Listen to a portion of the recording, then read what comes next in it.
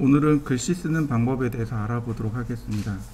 글씨를 쓸 때 사용할 수 있는 명령어들이 몇 개 있는데 그 중에 스타일은 글씨, 그러니까 글꼴이라고 하죠. 글꼴의 모양 혹은 유형을 정의하는 명령어입니다. 텍스트는 한 줄 쓰기입니다. 한 줄 문자 쓰기. 엠텍스트는 여러 줄 문자 쓰기. 텍스트 에디트는 글자 수정하기.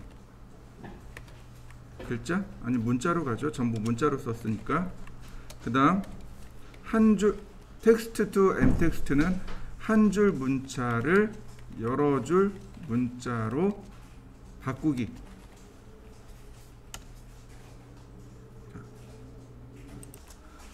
글씨는 이렇게 보시면 돼요. 제일 먼저 글꼴을 지정해야 합니다. 이게 첫 번째예요. 그 다음에 텍스트나 혹은 엠텍스트로 글씨를 씁니다. 그리고 쓰여진 글씨를 수정할 땐 텍스트 에디트라는 명령어로 글씨를 수정하면 됩니다.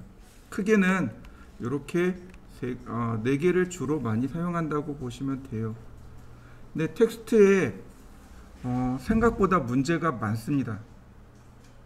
텍스트에 문제가 있는 게 아니고 텍스트를 사용하는 사람들에 대해서 문제가 많아요. 자, 이렇게 보시면 좋을 것 같습니다. 도면에 사용되어지는 글꼴, 이거는 써도 좋고 이건 쓰지 마세요 라고 하는 암묵적인 내용이 있습니다. 자, 어떤 거냐면 도면에 사용되어지는 글꼴은 고딕입니다. 궁서 안 돼요. 굴림 안 돼요. 손을림 안 돼요. 고딕을 원칙으로 합니다. 도면에 들어가 있는 글씨는 고딕을 원칙으로 합니다. 이해되셨나요? 네, 다시 설명합니다. 도면에다 쓰는 글꼴들 있죠? 내가 도면을 이쁘게 만들기 위해서 손을림체를 썼어요. 안 됩니다. 저는 주로 많이 쓰는 글꼴들이 있는데 제가 좀 특이한 글꼴 한번 얘기해 볼까요? 이동 막걸리체라는 게 있어요. 들어보셨나요? 옛날에 막걸리로 이동이 되게 유명했었어요. 경기도 포천에 가면 이동이라는 동네가 있거든요. 1동이 있고 2동이 있어요. 그 2동 막걸리가 굉장히 유명해요. 근데 거기서 이제 본격적으로 이제 홍보를 하기 위해서 글씨체를 만들어 놓은 게 2동 막걸리체예요. 제가 그 이쁘다고 그걸 썼어요. 도면에다가. 될까요? 안 돼요. 가독성이 높은 글꼴을 써야 됩니다. 가독성, 그러니까 도면을 읽기에 편한 글꼴을 써야 되는 거예요. 그래서 암묵적으로 고딕을 쓰는 걸 원칙으로 합니다. 궁서체요? 아니요, 안 써요. 굴림체 안 써요. 아니, 굴림이죠. 굴림이 고딕체죠. 네. 바탕체 안 써요. 도둠체 안 씁니다. 이해되셨나요? 네, 뭐만 쓴다고요? 고딕체를 원칙으로 합니다.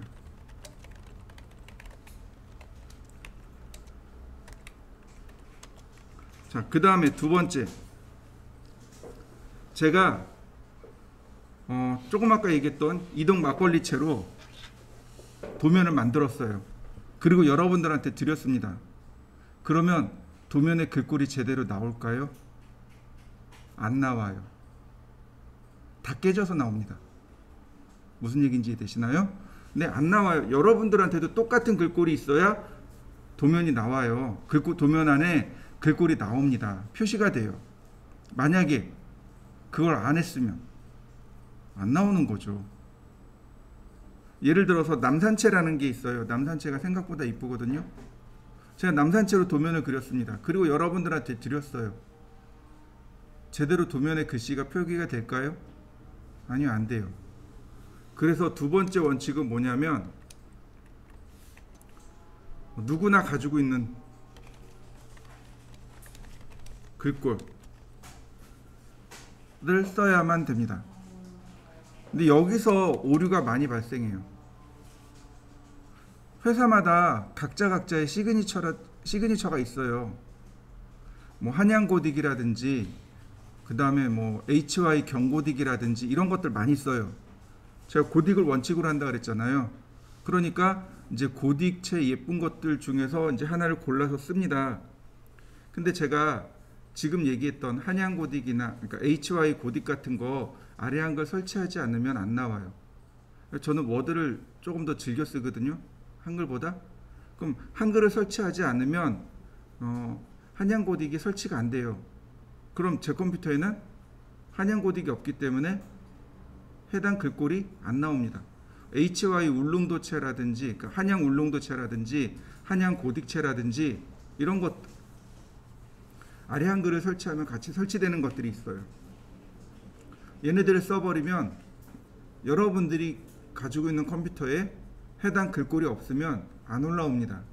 그러니까 두 번째 원칙은 누구나 다 가지고 있는 글꼴을 쓰는 걸 원칙으로 합니다.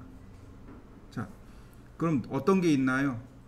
누구나 다 가지고 있고 그리고 고딕인 글꼴. 네, 그게 굴림입니다.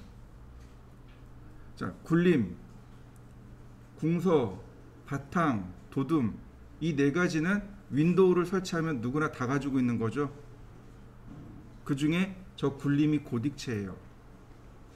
그 다음에 세 번째 원칙, 특수문자를 지원하는 글꼴.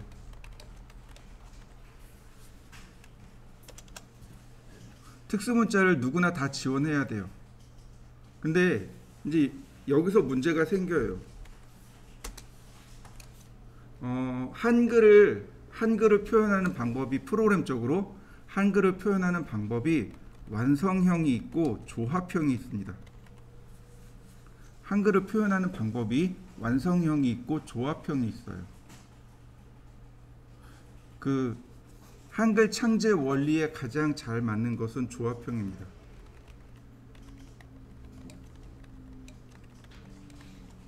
가장 잘 맞아요.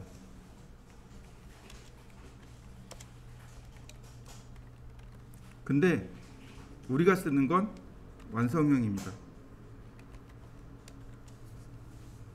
처음에 윈도우가 개발될 때 우리나라에서 MS사에다 그렇게 얘기를 했어요. 우리나라는 조합형으로 하는 게 편하니 조합형으로 프로그램 해주세요 라고 했는데 MS사가 자기네들 맘대로 완성형이 더 편해 그러고 완성형으로 만들어 버렸습니다. 그 이후로 다 완성형으로 쓰고 있어요. 무슨 얘기냐면 이거예요. 한글은 기억에 R을 더하면 가가 되는 거죠. 근데 이렇게 쓰는 게 조합형이에요. 완성형은요, 가, 갸, 거, 겨, 고, 교, 구, 기 그걸 다 집어넣어야 돼요. 다 만들어 넣어놓고 그 중에 내가 쓴 거랑 비교해서 갖다 놓는 겁니다. 그게 완성형이에요. 조합, 말 그대로 가와 아가 조합해서 가가 된다. 이게 조합형이고, 완성형이라는 건 이미 다 들어가 있는 거예요. 우리 그 초등학교 1학년 때 혹은 유치원 때 아이들 이렇게 가나다라 이거 배울 때 쓰던 방식으로 글꼴이 다 그렇게 들어가 있어야 돼요. 그게 완성형입니다. 글꼴을 보잖아요. 서체를 뜯어 보잖아요. 그러면 그게 그렇게 다 들어가 있어요. 가부터 혀까지 다 들어가 있어요. 그러니까 나중에 어떻게 되냐면, 그래서 이 글꼴이 개발되는데 한 3년씩 걸려요. 그러니까 오늘 개발해서 한 달 뒤에 출시, 이게 안 돼요. 이거 다 만들어서 써야 되니까. 그래서 글꼴 개발하는데 한 3년쯤 걸리거든요. 못 잡아도 1년은 계산해야 돼요. 그러니까 그 간판이나 여러분들이 나중에 실무 가서도 그런 거 조심하셔야 돼요. 글꼴에는 저작권이 있습니다. 아시죠? 해당 글꼴 사다가 제대로 작성하지 않으면 저작권 문제에 시비에 걸릴 수 있습니다. 생각보다 많이 비싸요. 글꼴이 폰트가 많이 비쌉니다. 실제로 제 선배가 이걸 썼다가 한번 걸린 적이 있어요. 그러니까 누가 이렇게 사진을 찍어요. 간판 사진을. 간판이나 메뉴판 같은 거 사진 찍어서 너네 우리 거 서치했었어 라고 바로 변호사한테서 쫓아옵니다. 공문이 날라와요. 그러면 그거 변호사랑 합의를 봐야 돼요. 보통은 재판까지는 가진 않고 그 해당 업체에서 이야기하는 폰트를 사야 됩니다. 근데 해당 폰트만 하나만 딱 사는 게 아니에요. 이게 다 세트로 되어 있습니다. 그래서 그 당시에 선배가 한 200만 원가량 줘가지고 폰트 세트를 샀습니다. 생각보다 비싸요, 폰트가. 근데 문제는 뭐냐면 내용이 그 속에 들어가야 될 내용이 많다 보니까 특수문자를 빼는 경우가 종종 있습니다. 생각보다 특수문자를 지원 안 해요. 특수문자가 어떤 거냐면 바로 여기 있는 얘네들이요. 얘네들 특수문자입니다.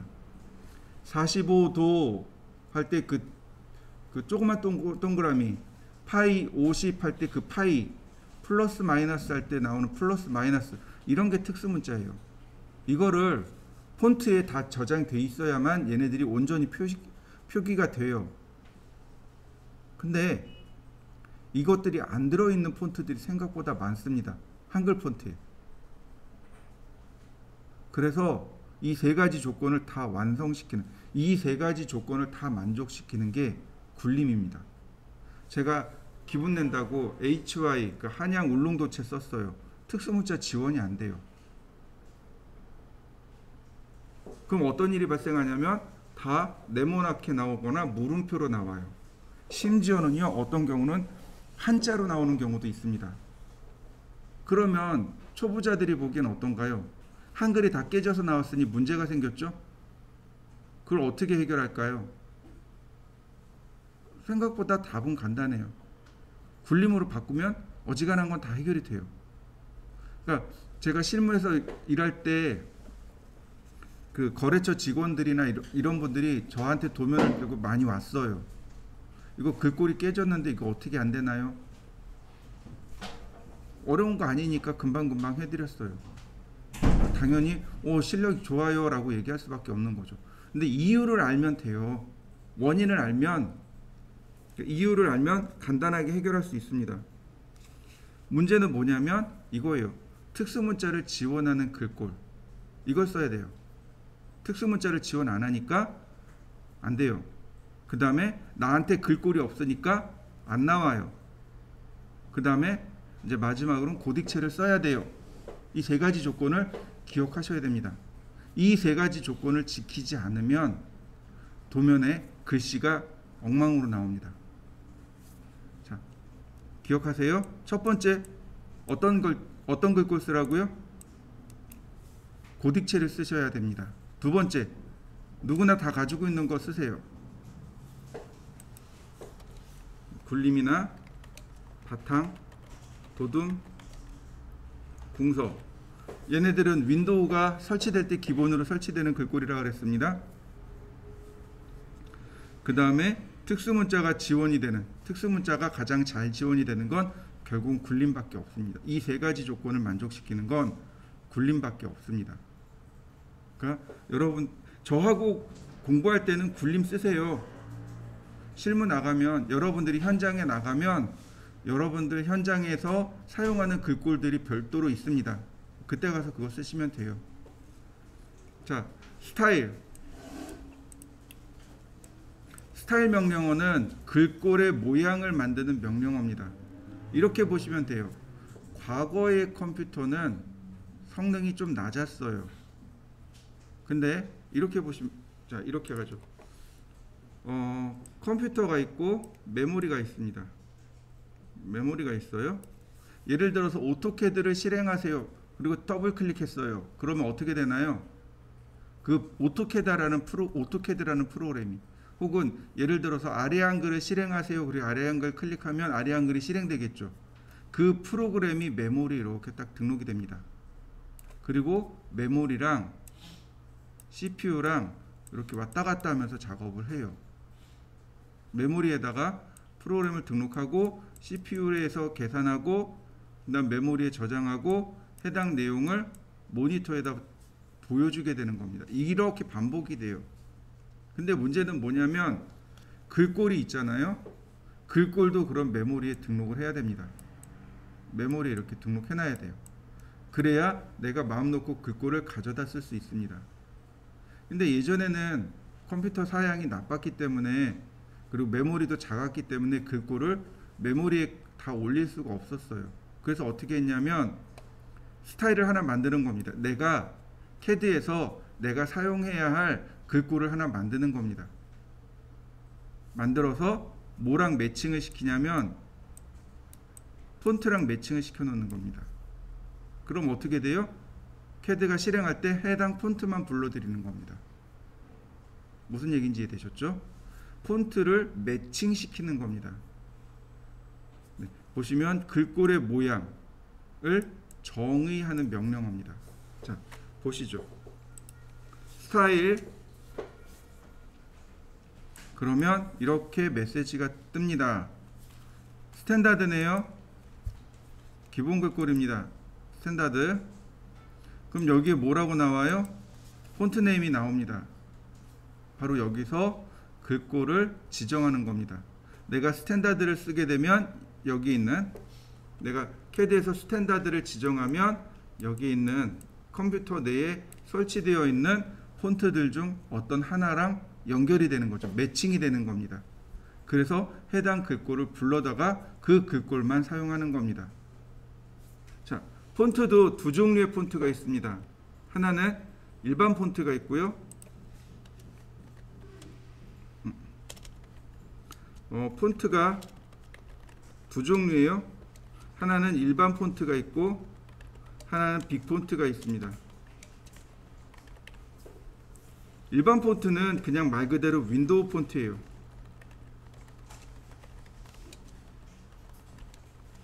근데 빅 폰트는 오토캐드 전용 폰트입니다. 폰트란 얘기는 글꼴이란 뜻이죠. 폰트가 두 종류예요. 일반 폰트가 있고 빅 폰트가 있고. 이것도 이제 조금 더 깊이 들어가면 그런 거죠. 1바이트, 2바이트, 4바이트 이렇게 얘기해요. 그러니까 글꼴을 표현할 때 영문자 한 글자가 2바이트인가 그래요. 한글이 4바이트인가 그렇고. 뭐 그만큼은 사용한다고 해요. 근데 이제 빅 폰트란 얘기는 이제 2바이트가 아닌 그보다 더 큰 폰트를 말하는 거죠. 쉽게 얘기해서 오토캐드 전용 폰트가 빅 폰트에 해당합니다. 자, 다시 CAD로 들어가 보죠. 보시면 쭉 나오는데 여기 보면 이렇게요. 보시면 time.shx로 끝나는 게 있죠. 그죠? 나머지는 그냥 가고 있는데 뭐뭐뭐.shx 이렇게 끝나는 폰트가 있습니다. 이게 바로 오토캐드 전용 CAD 폰트예요. 뭐뭐뭐.shx 이렇게 끝나는 게 오토캐드 전용 폰트입니다. 빅 폰트예요. 자, 얘를 체크하면 유즈 빅 폰트가 활성화됩니다. 그러면 오토캐드 폰트가 이렇게 오토캐드 폰트만 보여요. 이거 풀면 일반 폰트와 오토캐드 폰트가 다 보입니다. 또 하나 위로 올리면 이렇게 골뱅이 폰트가 있습니다. 앞에 이렇게 골뱅이가 붙은 폰트가 있어요. 이건 뭐냐면 세로 쓰기 글꼴입니다. 일반적으로 우리는 가로 글꼴을 써요. 가로 글꼴을 씁니다. 그러니까 가로로 글씨를 쓰는 거죠. 근데 간판 같은 건 때때로 세로로 글씨를 쓰죠. 네, 바로 여기 골뱅이가 붙은 건 세로로 글씨를 쓰는 겁니다. 그러니까 골뱅이 글꼴을 쓰는 게 아니에요. 아래로 내려가고, 또 하나 이거는 라인 타입과 똑같아요. 알파벳을 누르면, 그러니까 키보드로 알파벳을 누르면 해당 첫머리에 가서 붙습니다. 예를 들어서 B를 눌렀습니다. 그러면 이렇게 B에 갑니다. C를 누르면 C, D를 누르면 D의 첫머리 글자, A를 누르면 A의 첫머리 글자, 이런 식으로 알파벳 순으로 가는데, 한글은 이렇게 W나 Z를 누르면 그 아래 굴림이 나옵니다. 이런 식으로.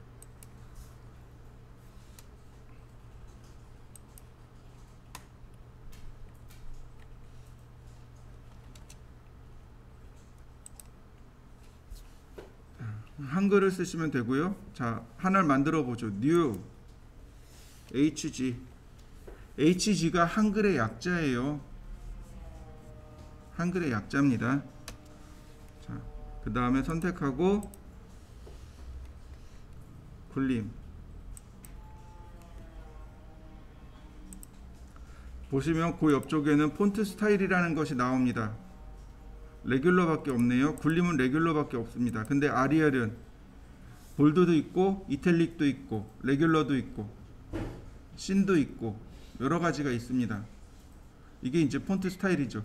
굵게 가늘게 일반적인 이탈릭체는 기울임체를 말하는 거죠. 네, 바로 그렇게 나옵니다. 있는 것도 있고 없는 것도 있고, 이걸 지원하는 서체가 있고 지원하지 않는 서체가 있고, 굴림은 이걸 지원하지 않는 것 뿐입니다. 그런데 아리엘이라고 하는 이 서체는 뭐 볼드도 지원하고 이탈릭도 지원하고 레귤러도 지원하고.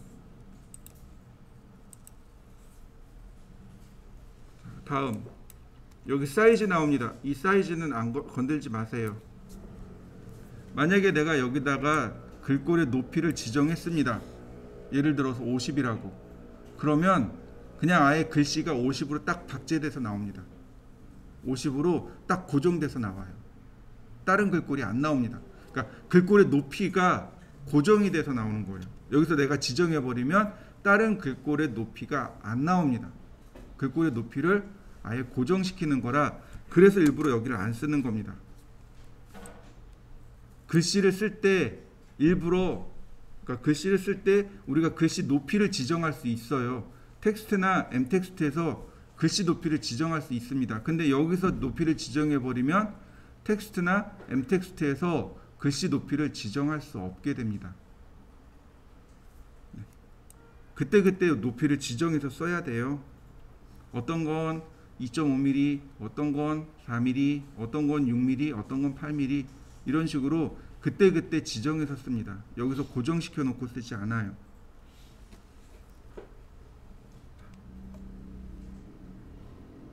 다음 이펙트로 넘어가는데, 이 이펙트는 왼쪽에 프리뷰를 보시면 됩니다. 왼쪽에 프리뷰랑 함께 보세요. 업사이드 다운, 업사이드, 위아래로 뒤집어지는 걸 말해요. 글꼴이 위아래로 뒤집어집니다. 모르겠어요. 저는 이런 거 쓴 적이 없어요. 백워드, 글씨를 좌우로 미러링한 겁니다. 이렇게요. 역시 전 이거 쓴 적이 없어요. 백워드 쓴 적이 없습니다. 자, 위드 팩터, 얘도 안 써요. 위드 팩터가 뭐냐면, 위드는 장평이란 얘기입니다. 장평. 자, 우리가 글씨를 쓸 때 이제 여러 가지 용어들이 나오는데, 자간이 있고 장평이라는 말이 있습니다. 이거 아래 한글에서 많이 나오는 단어예요. 자간과 장평, 무슨 뜻이죠? 자간은 글자와 글자 사이의 간격을 자간이라고 합니다. 그에 비해서 장평은 글자의 좌우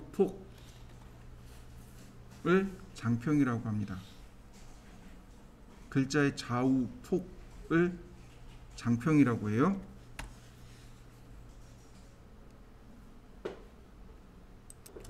우리가 요걸 잘 기억하셔야 돼요. 자간과 장평을 기억해야 되는데, 여기 나와 있는 위드 팩터는 장평을 말합니다. 장평이에요. 자, 여길 잘 보세요. 1을 기준으로 해서 1보다 작으면 장평이 줄어듭니다. 즉 문자의 폭이 줄어드는 거예요. 1보다 크면 문자의 폭이 늘어나게 됩니다. 자, 보세요. 일단 줄여보죠. 0.5 문자의 폭이 줄어드는 거 맞나요? 높이는 고정이에요. 높이는 고정입니다. 뭐가 바뀌는 거냐면 그러니까 글자의 좌우 폭이 바뀌는 겁니다. 예를 들어서 2라고 했어요. 그러면 글씨 높이는 고정이지만 좌우 폭이 더 넓어지게 되는 거죠. 역시 저는 이건 쓴 적은 없어요. 오빌크 앵글, 오빌크라는 단어는 기울어지다 라는 뜻입니다. 기울기란 뜻이에요.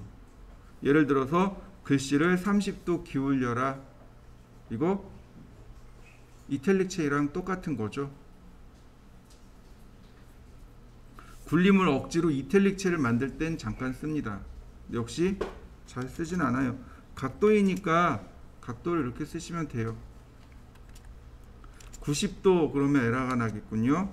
자, 80도, 네, 80도까지 기울어지네요. 한 85도까지 기울여 볼까요? 네, 89도까지 기울어지겠는데요. 안 되네. 88 안 되고 87, 86, 85도까지 기울어지네요. 거의 글씨가 날아가는 거죠. 한 15도에서 30도만 줘도 충분히 기울어짐을 표현할 수 있습니다. 자, 여기 보시면 버티컬이라는 게 비활성되어 있단 말이죠. 자, 얘는 이거, 자, 어디로 가냐면, 자, 이렇게 빅폰트로 갑니다. 자, 빅폰트. 빅폰트 안 되네.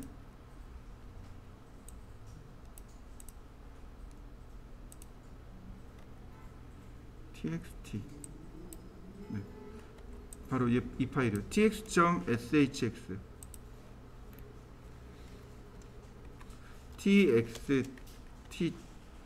txt.shx 파일이 들어가야 얘는 버티컬이 활성화됩니다. 이 파일 찾아보세요.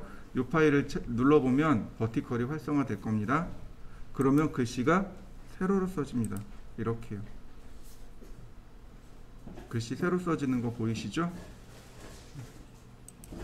굳이 뭐 이것도 안 해요. 그냥 한자 쓰고 엔터, 한 글자 쓰고 엔터, 한 글자 쓰고 엔터, 그럼 되거든요. 굳이 버티컬을 뭐 이렇게까지. 자,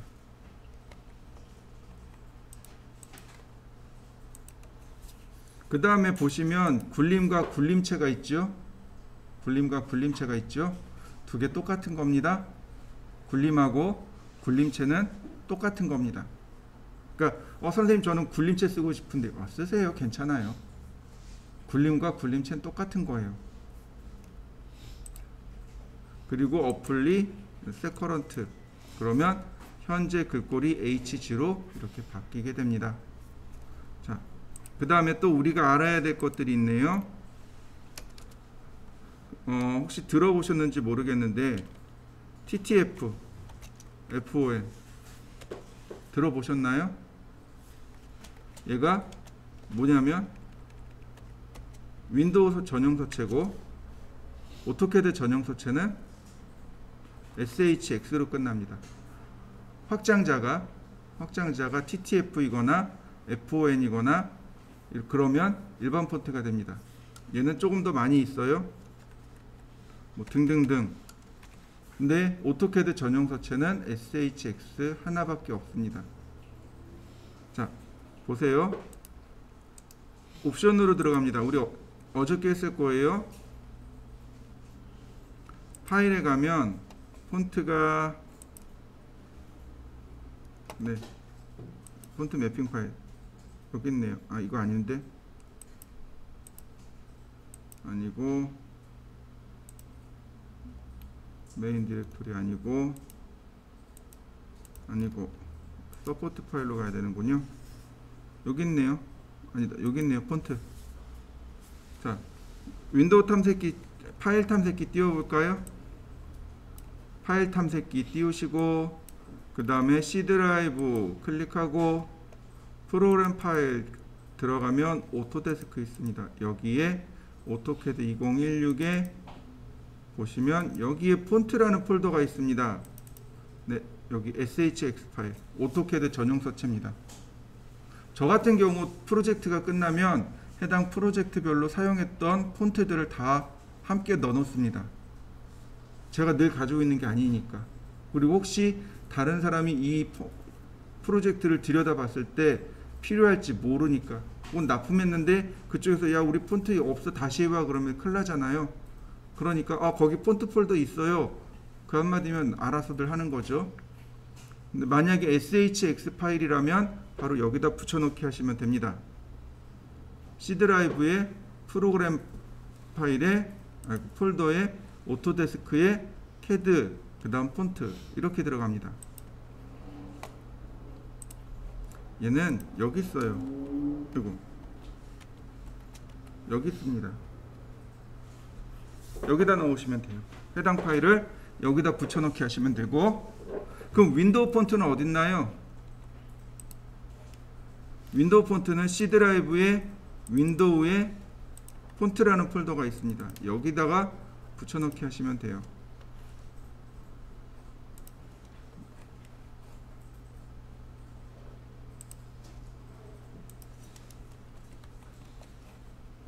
자, 이렇게 됩니다. 자, 한번 다 들어가서 확인해 보시죠. 폰트를 줬는데 어디 있는지 몰라요. 이거 어디다 갖다 놔야 되는지 몰라요. 그럼 난감하잖아요. 그죠? 그러니까 적어도 이 위치는 알고 있어야 됩니다. 폰트를 줬는데 TTF 파일이에요. True Type 폰트란 뜻입니다. 아, 이거 윈도우 폰트입니다. 폰트가 왔는데 SHX예요. 아, 이건 오토캐드 파일이에요. 우리가 분별해서 작업 넣어 주시면 됩니다.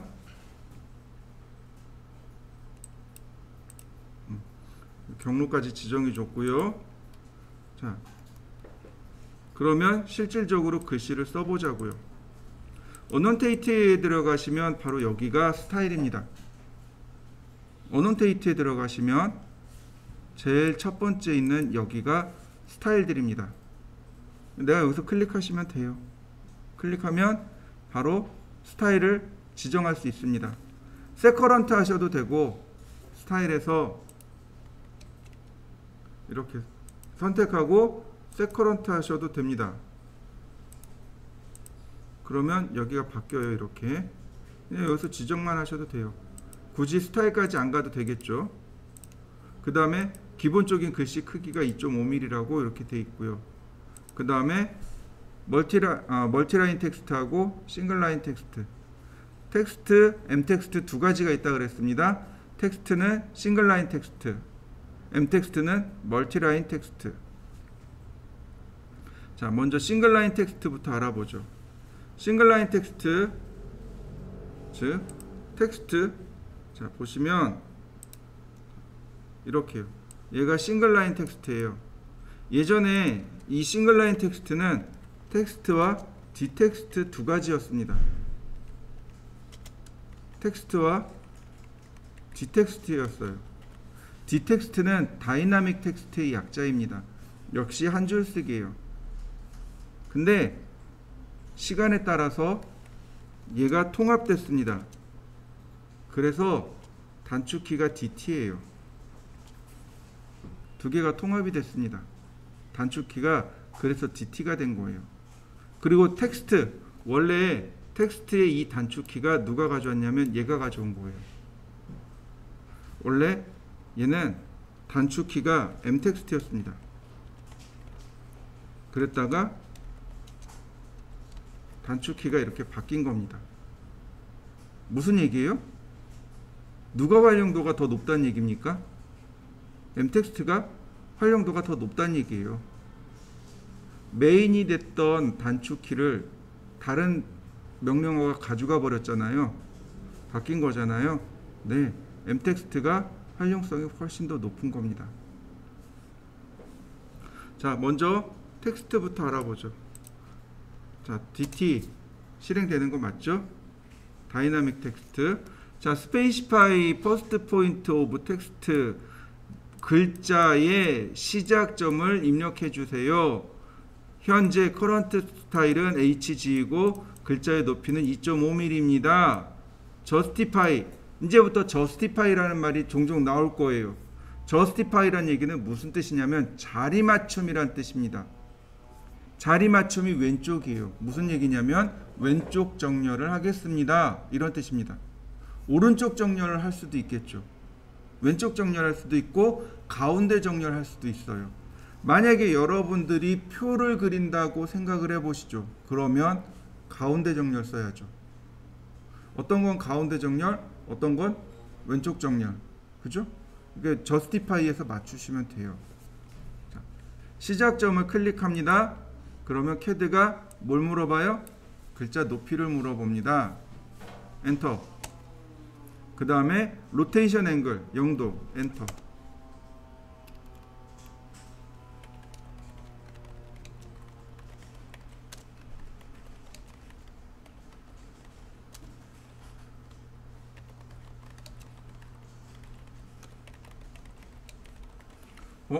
제가 여러 줄을 썼는데 여러 줄 그대로 다 들어가는데요.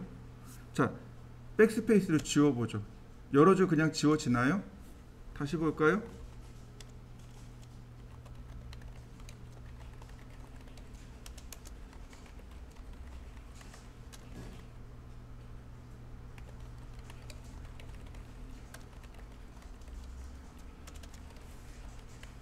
맞나요? 자, 엔터. 그 다음에 한 번 더 엔터. 종료됩니다. 종료된 거 맞죠? 자, 이때 클릭하면 어때요? 한 줄로 끊어진 거 맞습니까?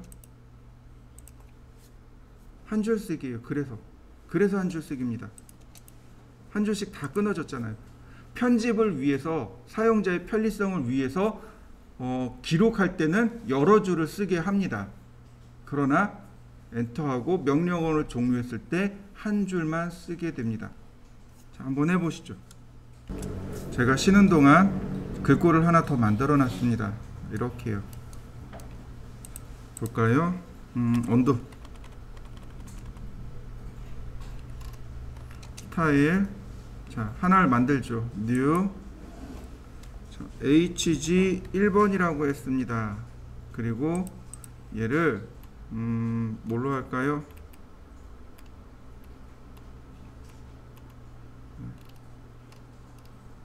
그냥 나눔 스퀘어로 하죠. 클로즈. 자, 보시면 이제 나눔 스퀘어로 글씨를 선택했고, 텍스트 시작점 지정하고 똑같이 글씨를 썼습니다.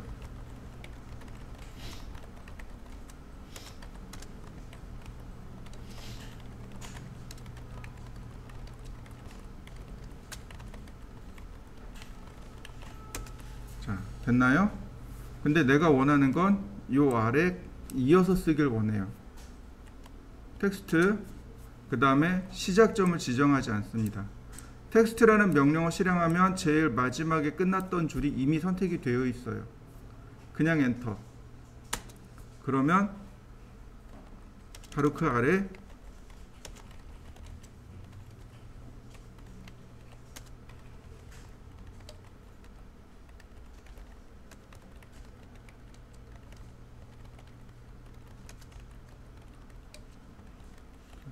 맞나요?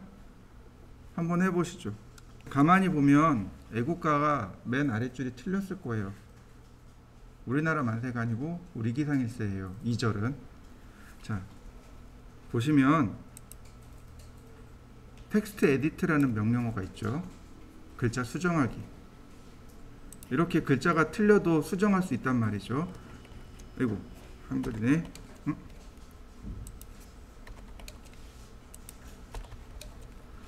선택하고 글씨를 수정하면 돼요.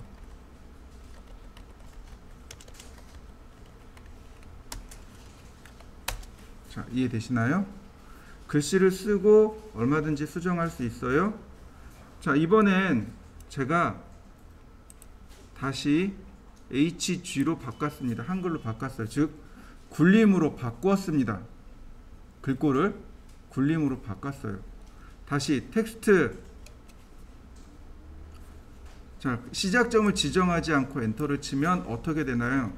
요 맨 아랫줄에 붙어서 나오겠죠. 그죠? 근데 글꼴은 어떨까요? 스타일을 바꿨으니 글꼴이 바뀔까요? 아니면 안 바뀔까요? 글꼴 안 바뀝니다.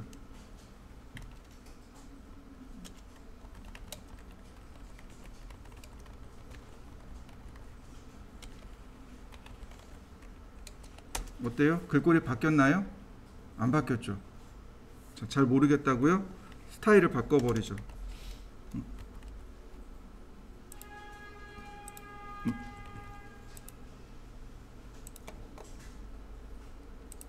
얘에 대한 스타일을 다른 걸로 바꿔버리죠.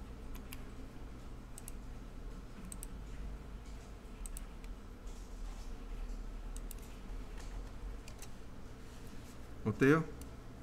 글씨가 안 바뀐 거 보이시나요? 자, 다시 보세요. 텍스트. 지금 보시면 HG로 선택되어 있단 말이죠. 굴림이란 말이죠. 그런데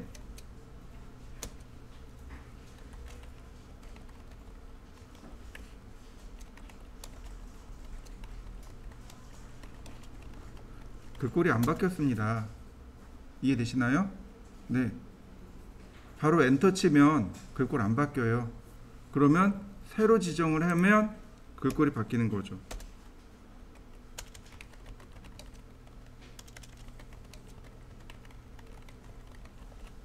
자, 이해되셨나요? 한번 해보시죠.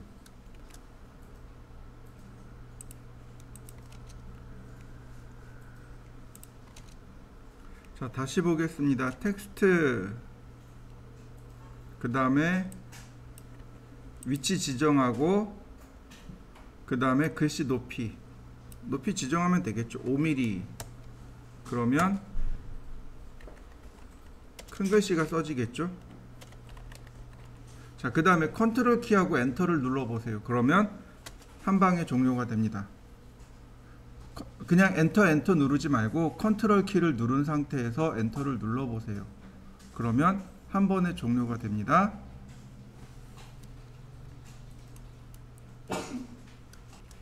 다시 볼까요? 텍스트, 그 다음 위치 지정하고 크기 지정하고, 그 다음에 이번엔 각도를 지정해 보죠. 로테이션 앵글 오브 텍스트라는 얘기는 문장의 각도입니다. 글자를 이렇게 회전하는 게 아니고 글자, 문장 있죠? 문장을 이렇게 회전시키는 거예요. 굳이 얘를 쓰지 않아도 되는 이유가 로테이트를 하면 되기 때문에 그렇습니다. 자, 예를 들어서 45도 그리고 엔터. 자, 어떤가요?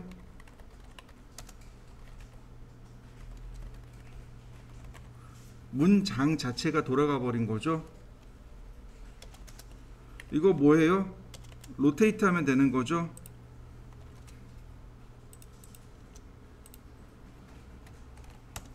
그럼 원래대로 되돌아오는 거죠.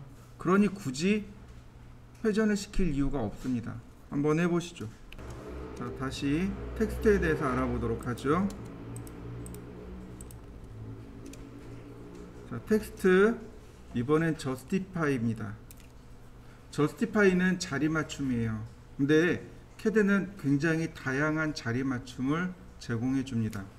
일단 자리 맞춤을 눌러보죠. 그러면 이만큼이나 있어요. 왼쪽 정렬 레프트, 중간 정렬 센터, 라이트, 오른쪽 정렬. 그 다음에 얼라인과 미들이 있고요. 얼라인이 있고 피트가 있습니다. 중간에 미들은 빼셔도 좋아요. 미들은 이쪽으로 들어가야 돼요. 그러니까 레프트 센터 라이트 얼라인, 아니 다시 레프트 센터 라이트 미들, 이렇게 4개가 한 짝입니다. 얘하고 여기까지가 한 짝이에요. 얼라인과 미들을 얼라인하고 피트를 같이 묶어두세요. TLT, CTR, MLMC, MR, BLBC, BR, 얘네들은 이거예요. 탑 레프트, 탑 센터, 탑 라이트, 미들 레프트, 미들 센터, 미들 라이트, 바텀 레프트, 바텀 센터, 바텀 라이트, 이 얘기예요. 네. 자, 먼저 레프트, 센터, 라이트, 굳이 얘네들은 하지 않아도 금방 이해할 수 있어요. 레프트는 왼쪽 정렬이고 라이트는 오른쪽 정렬이며 센터는 중간 정렬입니다. 센터만 해보죠. 2.5, 아이고 다시 센터 2.5 0도,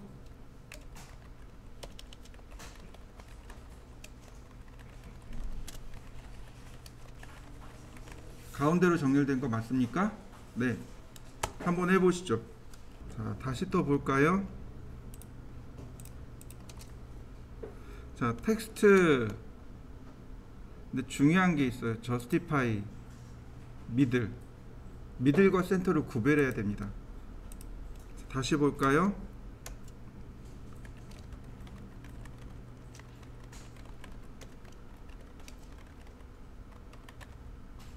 미들도 가운데 정렬이네요.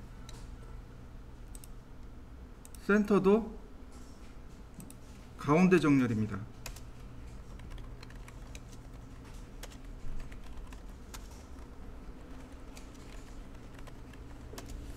그죠? 차이가 뭘까요? 자, 우리가 캐드를 공부하면서 오스냅 중에서 오스냅을 공부했어요.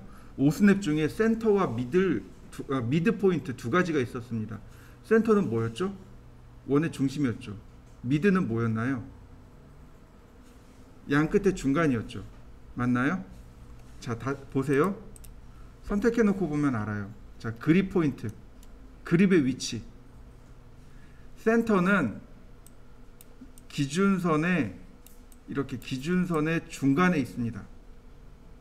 근데 미들은 기준선의 중간이면서 높이도 중간인 위치가 미들입니다. 이해되셨나요?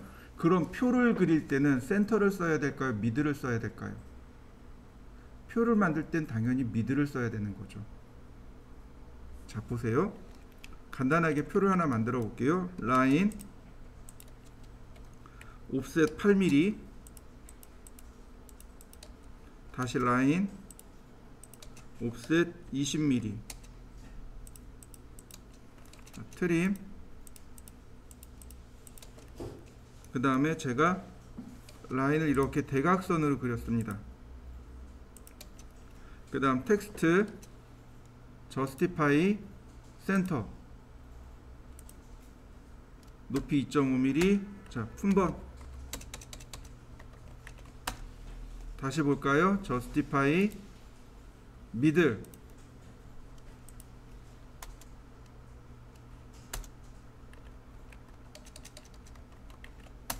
자, 어느 게 맞는 건가요? 아래쪽이 맞는 거죠? 그죠? 이 높이의 중간에다 맞추라고 했는데 이렇게 된 거죠.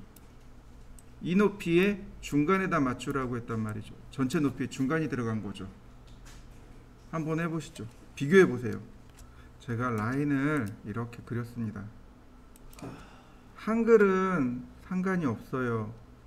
근데 영어 대문자도 상관이 없습니다. 영어 소문자가 문제예요. 자, 제가 바꿔볼게요. 텍스트 justify left로 했습니다. 그리고 가운데다 놓고 글씨를 썼습니다. 자, A, B, G, H. 특별한 건 아닌데 바로 이 G자나 Q자나 P자 때문에 문제가 생겨요. 지금 제가 레프트로 여기다 잡아놨단 말이에요. 글자는 기준선이라는 게 있어요. 베이스라인이라는 게 있습니다. 여기가 베이스라인입니다. 그러면 글자의 높이가 있겠죠. 바로 이 지점이 TL입니다. 그러면 여기가 TR이 되겠죠. 여기가 TC가 됩니다. 이해되셨나요? 네. 그러면 여기가 BL입니다. BC, BR, 여기가 BR이에요. 이해되셨나요? 네. 그럼 미들은 어디일까요? 미들과 미들 레프트, 미들 센터, 미들 라이트 있잖아요. 이게 위치가 달라요. 미들은 이 전체 높이의 중간이 미들이에요.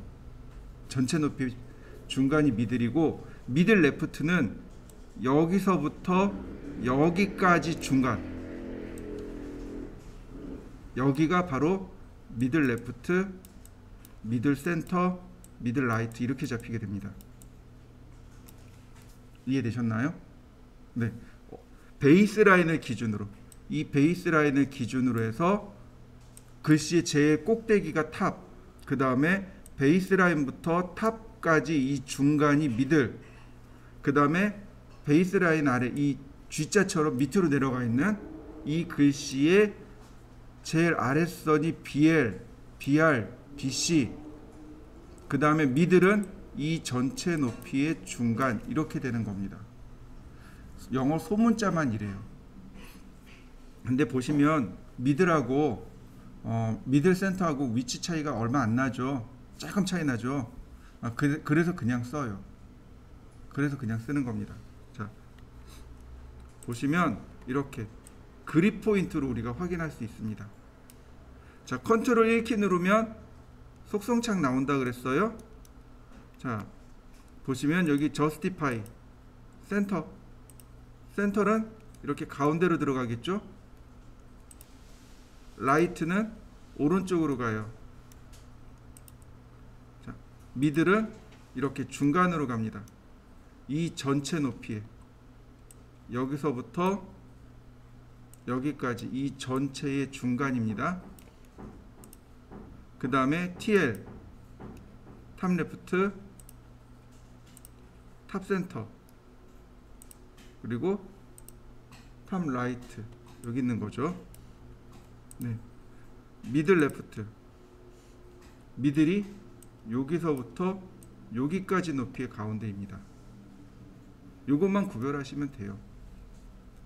그리고 미들 센터, 그 다음에 맨 마지막으로 바텀 레프트. 자, 어떻게 됐나요? 베이스라인 아래쪽에 위치하는 거 맞죠? 네, 요것만 잘 구별하시면 됩니다. 근데 굳이 구별할 이유도 없어요. 왜냐면 대부분 다 우리가 쓰는 건 한글이죠. 한글이고 영어 대문자를 위주로 씁니다. 그래서 크게 문제되진 않아요. 자, 한번 해보시죠.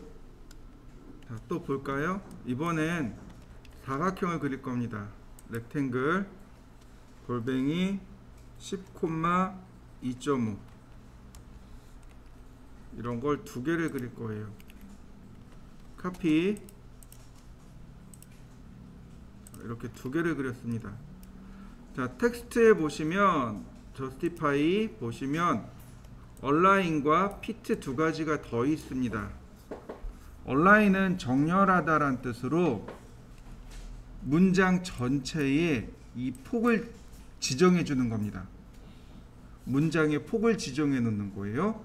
그러면 뭐가 정렬이 되냐면 글자 높이가 자동 정렬됩니다.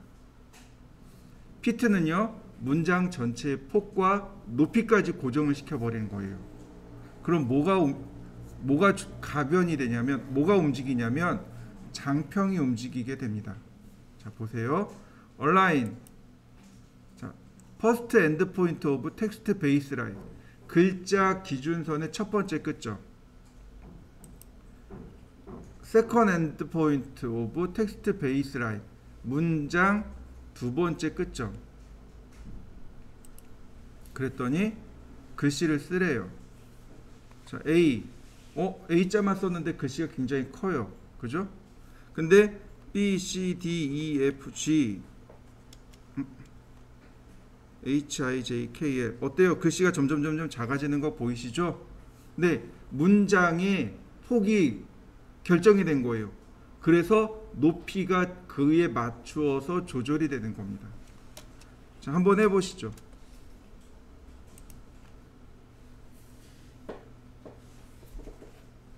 자, 다시 보세요. 텍스트 justify, 이번엔 fit입니다. fit는 뭐까지 고정한다고요? 높이까지 고정합니다. 먼저 문장의 길이를 조절하고 글자의 높이까지 지정해주면 그 다음에 비로소 글씨를 쓸 수 있습니다. 장평이 크죠? 근데 계속 글씨를 써나가니까 어떻게 되나요? 자, 어떤가요? 높이가 고정되어 있으니까 높이는 안 움직이지만 뭐가 움직여요? 장평이 바뀌게 되는 겁니다. 이게 fit 기능입니다. 자, 이번엔 특수 문자에 대해서 알아보도록 하죠. 텍스트, 그 다음에 왼쪽 정렬, 높이, 이거 justify, left, 높이 지정하고 각도 영도. 예를 들어서 파이 50이라고 쓰고 싶어요. 이럴 때 쓰는 게 이제 이렇게 씁니다. %하고 알파벳 C를 쓰면 이렇게 갑자기 싹 바뀝니다. 특수문자예요. 자, 제가 아까 적어드렸을 거예요. 여기 %D, %C, %P라고 문자 내에서 만나게 되면 각도와 파이와 플러스 마이너스가 됩니다. 디그리 각도란 뜻이에요. 이 D자가 디그리 각도란 뜻이고요. C자는 센터 마크 중심, 그 다음 P가 플러스 마이너스란 뜻입니다. 외우기 좀 더 쉬울 거예요. 자, 다시 보세요. 텍스트 45% D, 다시 %P 0.1 특수문자 들어가나요? 여러분들도 한번 해보시죠. 특수문자가 이게 제대로 지원이 안 될 때가 있어요. 자, 보세요. 제가 스탠다드로 놨습니다. 텍스트, 자, %C 어라? 들어가네 또. 다시 스타일 스탠다드가, 네, 아리얼 여기 있네요. 스탠다드가, 네, 이렇게 네모나게 나와요. 제가 그랬죠? 특수문자 지원 안 하는 게 있다고. 텍스트 에딧, 텍스트 D, P 다 지원하는데 얘는 지원 안 되고 있죠. 그죠? 특수문자가 온전하게 지원이 100% 되는 건 굴림밖에 없습니다. 자, 그래서 굴림을 쓰라고 하는 거예요. 자, 그러면 이 상태에서 특수문자를 쓰고 싶어요. 여기다가 나는 굳이 여기다가 특수문자를 쓰고 싶어요. 이 사체에 쓰고 싶어요. 자, 그랬을 때 쓰는 방법. 자요. 기억의 한자, 쌍기억의 한자, 기억의 한자 맞나? 디귿의 한자. 자, 자음 기억을 누르고 한자 키 누릅니다. 그러면 이거 기억 아니네. 니은이었나? 쌍기억이었나? 네, 쌍기억이네요. 그러면 이렇게 특수문자가 나옵니다. 나오는 거 맞나요? 이건 윈도우 특수문자입니다. 근데 이렇게 쓰면 옛날 사람이라고 놀려요. 요즘 뭐 써야 돼요? 윈도우 키하고 마침표, 이모지라고 하죠. 요즘 이모지 써요. 여기 온 표시 누르고 찾으셔야 되겠죠. 이건가요? 이거 아닌데 어디서 봤더라? 네, 여기 있네요. 무한대 표시에 있네요. 무한대 표시에 있네요. 자, 이해되시나요? 네, 이모지도 제대로 안 들어가네요. 어쩔 수 없이 쌍기역에 특수문자를 써야 되는군요. 이모지를 이용해서 쓰는 방법과 윈도우 특수문자를 이용하는 방법 두 가지가 있습니다. 꼭 기억하시기 바라고요. 자, 이 특수문자는 반드시 기억하셔야 될 것 중 하나입니다. 기억의 저기가 이거였구나. 기억의 한자.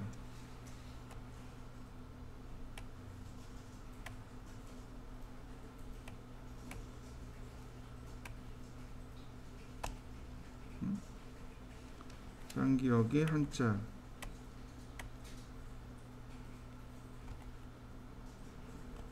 니은의 한자.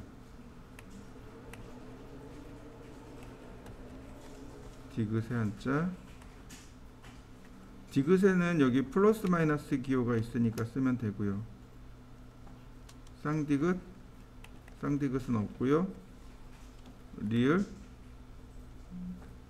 여기가 있나? 여기도 없네요. 미음은 이제 특수문자만 있는 거고. 네, 한번 해보시죠. 자, 이번엔 M텍스트에 대해서 알아보도록 하겠습니다. M텍스트는 멀티라인 텍스트예요. 그래서 텍스트를 지정할 때 영역을 지정합니다. M텍스트 그 다음에 영역을 이렇게 지정해요. 영역을 지정하면 그 해당 영역에 맞추어서 글씨를 쓸 수 있는데, 이 M텍스트의 가장 큰 장점은 폰트를 내 맘대로 골라서 쓸 수 있다는 장점이 있습니다. 텍스트는 폰트를 내 맘대로 골라서 쓸 수 없단 말이죠. 반드시 스타일을 통해서 매칭을 시켜서 쓰겠지만 m텍스트는 우리가 사용하는 아래 한글이나 MS 워드처럼 바로 여기서 글꼴을 바로 지정해서 쓸 수 있습니다.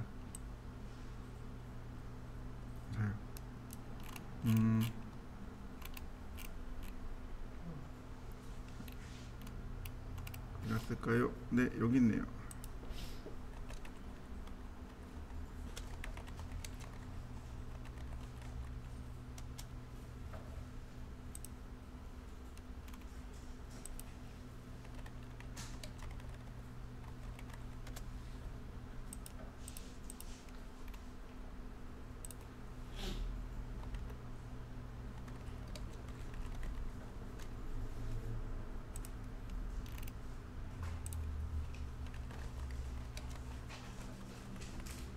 역시 컨트롤 엔터를 누르시면 한 번에 종료가 됩니다. 자, 간단하게 해결됐죠? 마찬가지예요. 에디트 명령으로, 텍스트 에디트 명령으로 바로 수정이 가능합니다. 아이고, 이레이지가 됐지?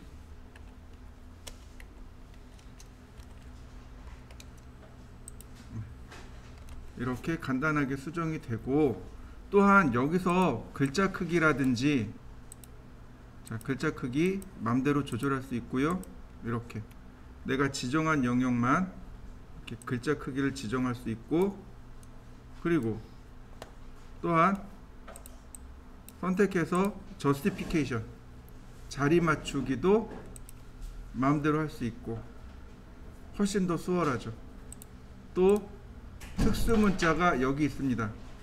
디그리라든지 플러스 마이너스라든지 다이아메타라든지 혹은 almost equal, 그 외에 우리가 많이 쓰는 여러가지 다양한 특수 문자들을 금방금방 지원해 줍니다. 그리고 맨 마지막에 close text edit 하면 돼요. 자, 더블 클릭해 보세요. 글자를 더블 클릭하면 바로 수정됩니다. 자, 한번 해보시죠. m텍스트는 특별히 제가 설명할 내용은 없어요. 왜냐면 텍스트에서 이미 다 설명했기 때문에 m텍스트는 그냥 직접 써보시면 돼요. 자, m텍스트에서 우리가 알고 있어야 될 게 뭐냐면 이런 거죠. 글씨를 썼습니다. 이렇게 쭉 써나갔어요. 근데 공간이 모자르면, 자, 분명히 이렇게 모양이 나온단 말이죠. 얘를 누르면 얼마든지 영역을 크게 확대하거나 축소시킬 수 있습니다. 영역을 축소 확대할 수 있고요.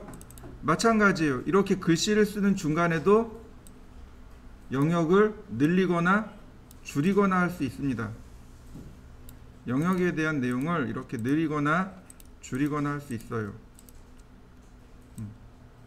이런 식으로 내용을 늘리거나 줄이거나 할 수 있습니다. 또 탭 기능이 있습니다. 여기 탭 기능이 있어가지고 들여쓰기, 내어쓰기 같은 것도 할 수 있습니다. 얘를 조절하면 이렇게 들여쓰기나, 아이고,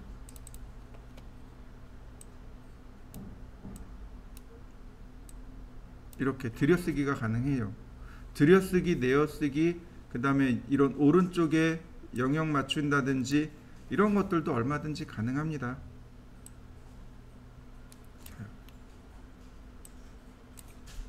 이게 이제 m텍스트의 가장 큰 특징입니다.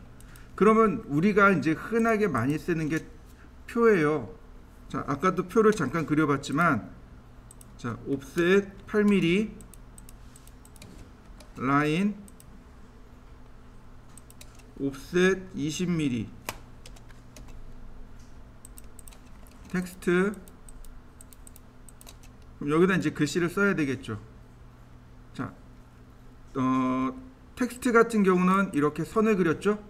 m텍스트는 굳이 그럴 이유가 없는 거죠. 영역을 그냥 이렇게 지정하면 되거든요. 그리고 저스티피케이션을 미들 센터로 놓으면, 네, 그냥 한 번에 해결이 되죠. 미들 센터.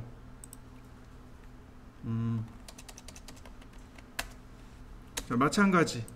이쪽도 이렇게 마찬가지겠죠. 자, 미들 레프트를 이용해서 날짜가 오늘 이렇게 썼는데, 자, 문제는 뭐냐면 여기가 너무 바짝 붙어 있단 말이죠. 그래서 얘를 이용해서 이렇게 띄워줄 수 있다는 얘기죠.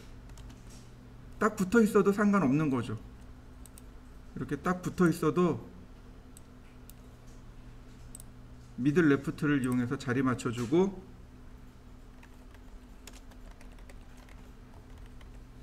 그 다음에 탭을 이용해서 조절해주면 얼마든지 이 간격은 내가 조절할 수 있다는 얘기죠. 그래서 mText를 많이 써요. 표를 만들 때는 mText가 정말 편하거든요. 자, 한번 해보시죠. 다시 화면을 보세요. 텍스트, 아니 mText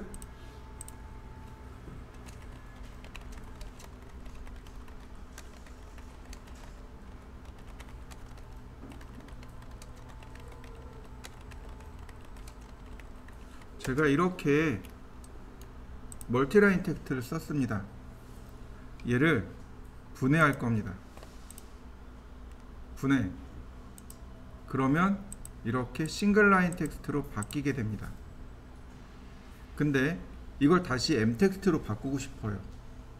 그게 바로 텍스트 to mText입니다. 선택하면 싹 바뀌게 돼요. 이렇게요. 이런 식으로 다 바뀌게 됩니다.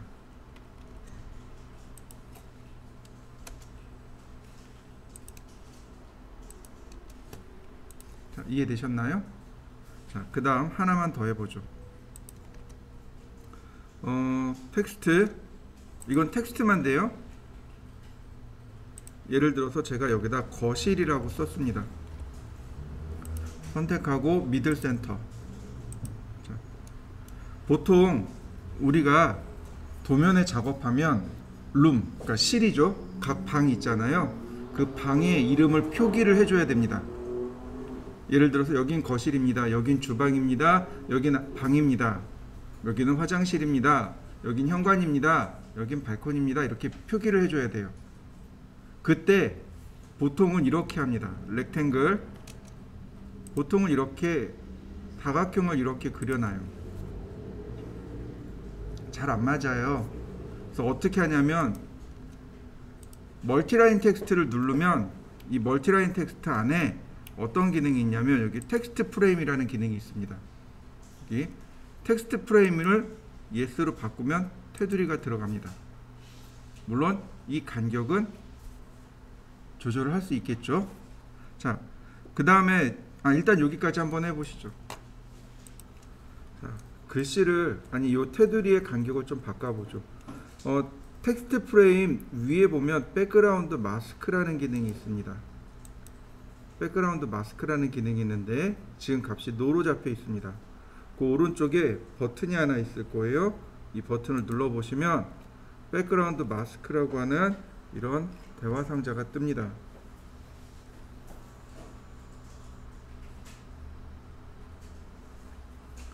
자, Use Background Mask를 눌러야만 여기 간격이 떠요. 즉 보시면 이 사각형 안에 배경색을 넣겠다는 얘기거든요. 이 배경색을 넣는데 요만큼의 간격을 여기서 조절하는 겁니다. 자, 오케이. 그럼 빨간색으로 들어갔죠. 다시 볼까요? 눌러보면 이렇게 나와요. 자, 그러면 드로우 백그라운드 컬러를 체크하면 자, 이렇게 원래 기본 색상으로 돼버립니다.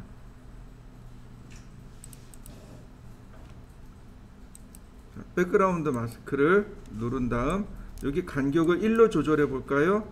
그러면 이렇게 간격이 딱 1로 조절이 됩니다. 1이란 얘기는 1:1이란 얘기겠죠. 그 다음 백그라운드 마스크, 네, 여기가 2가 되면 2배가 커진다는 얘기겠죠. 이렇게 이 값으로 조절하시면 손쉽게 조절하실 수 있습니다.